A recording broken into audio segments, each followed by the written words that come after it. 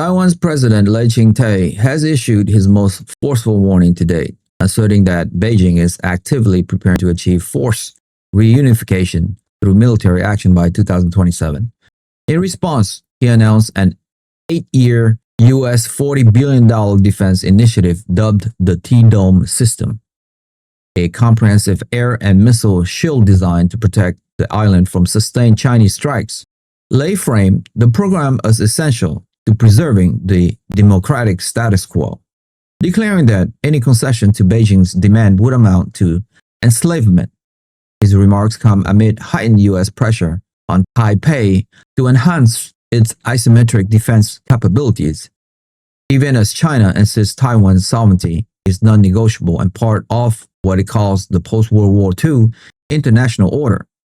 Beijing reacted swiftly and sharply to regional development, particularly to comments by Japanese political figures on Taiwan. It warned Tokyo it would pay a painful price for interfering in what it considers an internal matters.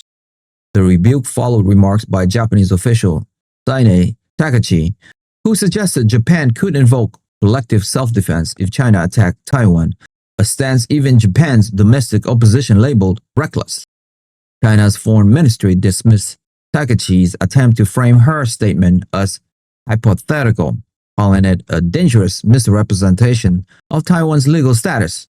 Simultaneously, China released a new arms control white paper emphasizing its restraint in nuclear testing, noting it has conducted the fewest tests among nuclear armed states and maintained a 30-year moratorium.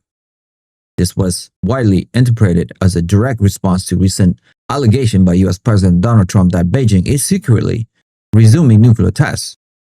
In a show of strategic solidarity, Russian President Vladimir Putin publicly endorsed China's position, reinforcing the growing alignment between Moscow and Beijing against perceived US nuclear escalation. This Sino-Russian backing signals a deepening geopolitical front aimed at countering American influence in both Europe and the Indo-Pacific.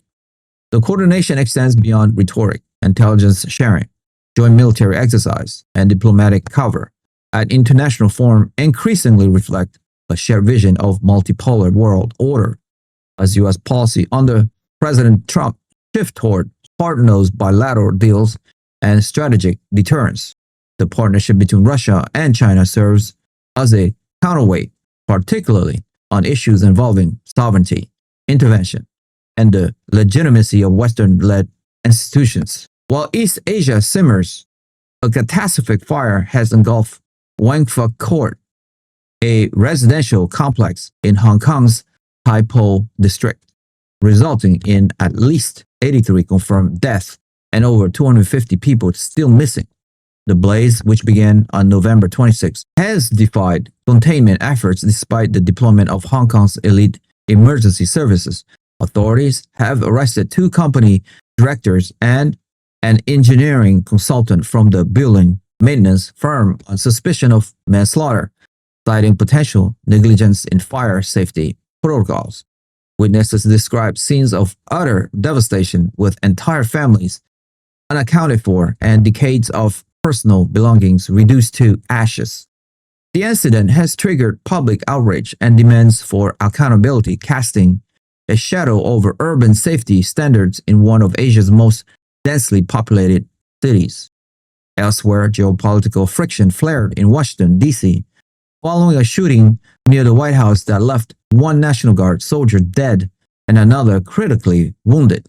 The suspect, Ramonola Lakawan, an Afghan national reportedly once affiliated with CIA-backed unit during the U.S. war in Afghanistan, traveled thousands of miles before carrying out the attack.